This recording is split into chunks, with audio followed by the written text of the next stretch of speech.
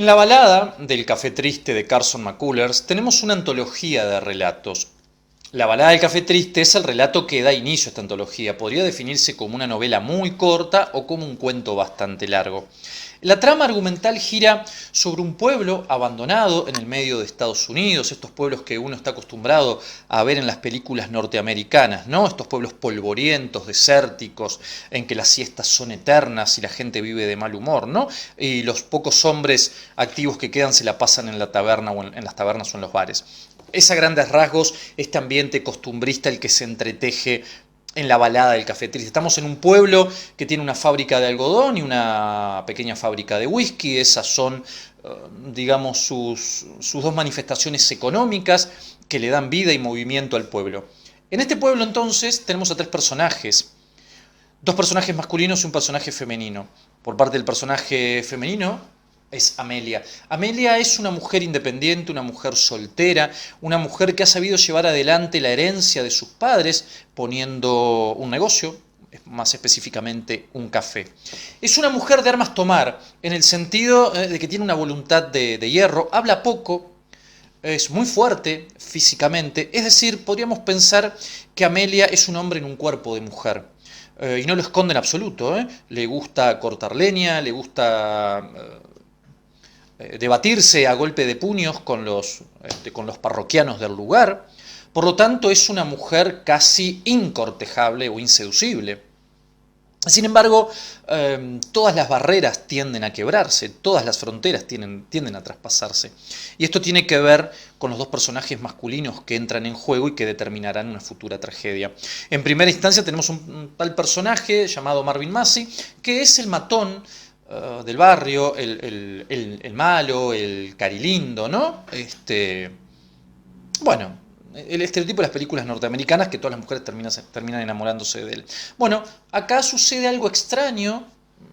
Forman pareja con Amelia, una pareja extrañísima que dura muy poco tiempo, pero este tiempo transcurrido genera odios y deseos de venganza, más que nada por parte del personaje masculino. Y por otra parte, tenemos a un primo lejano que aparece de repente. Aparece caminando todo harapiento bajo el sol que le quema la piel y los huesos, y generando un ambiente de lástima y desprecio para su propia prima Amelie y para los parroquianos que están ahí. Sin embargo, algo extraño pasa, porque Amelia cambia rotundamente su forma de ser. Este primo tiene una particularidad física, que ustedes la descubrirán si algún día pueden leer este hermoso libro, pero tiene, o quizás ella lo ve y nosotros no, yo no le veo, ¿no? Tiene de esas personalidades magnéticas. Son de ese tipo de personas que uno necesita estar al lado de ellos, ¿no? ¿Por qué razones? Varias, porque nos sentimos mejor, porque nos levantan el autoestima, vaya uno a saber qué. El tema entonces es que en este trío de personajes, Amelia, Marvin Massey y el jorobado, se entretejen celos, se entretejen venganzas, se entretejen pasiones ocultas, se entretejen vicios y traiciones. Bueno, nada más que decir con respecto a esto. El final es de película de Almodóvar, casi, por decirlo de alguna manera. A su vez, este libro, este librito, como dije que es una antología, tiene 7 relatos en total. Como dije, la balada del Café Triste es el primero. Yo les recomendaría un dilema doméstico que nos refleja muy claramente el problema del alcohol en la pareja, ¿no? Y cómo este intruso va destruyendo tanto la voluntad como el físico de la persona que es víctima de esto, pero también los daños colaterales que sufren, por ejemplo, los niños, ¿no? Tener que vivir bajo un techo en el que uno de los adultos es víctima de este flagelo.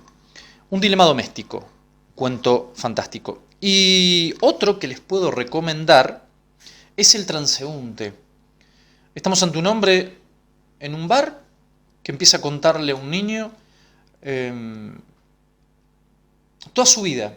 La mayor parte de su vida fueron fracasos, hasta que conoce a las mujeres.